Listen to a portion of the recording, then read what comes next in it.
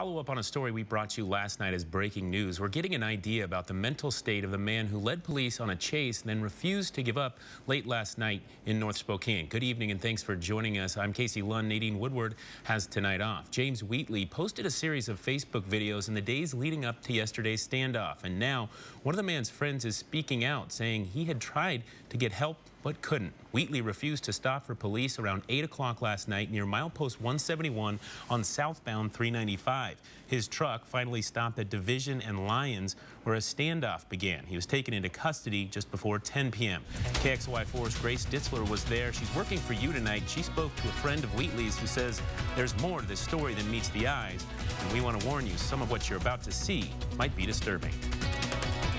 In the 48 hours leading to James Wheatley's run-in with law enforcement, his Facebook page sheds a light into his mental state. A friend who has known him for more than a decade says this isn't the James he knows. The videos start on April 17th around 3 a.m.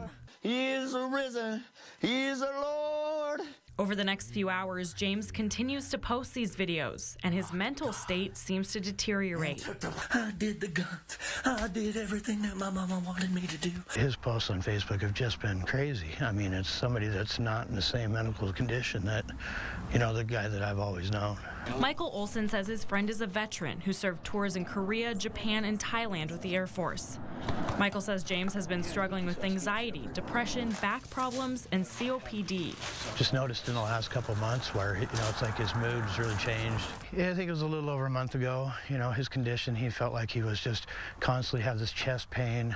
His mental state, he kept saying that he just doesn't feel right. Michael says James recently went to the Chewelah ER after waking up and feeling like he was paralyzed. He was posting about it on Facebook, how he was really, you know, glad he finally found somebody that was looking into it.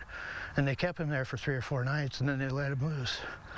He's been talking about the struggle with the VA.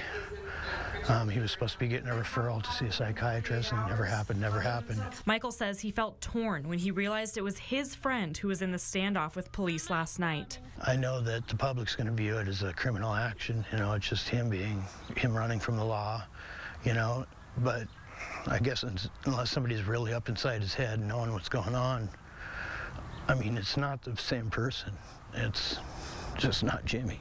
He hopes Wheatley will get the medical help he needs, and the people who don't know him will realize there's another side to this story. I guess I'd ask him to step back, you know, try to put themselves in his shoes.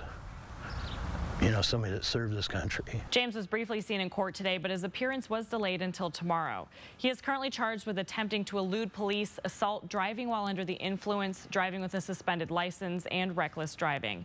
Michael picked up James's dogs from his Loon Lake home and is now looking for help taking care of the dogs, since he doesn't know what is going to happen with his friend. Reporting in studio, Grace Ditzler, KXLY4 News.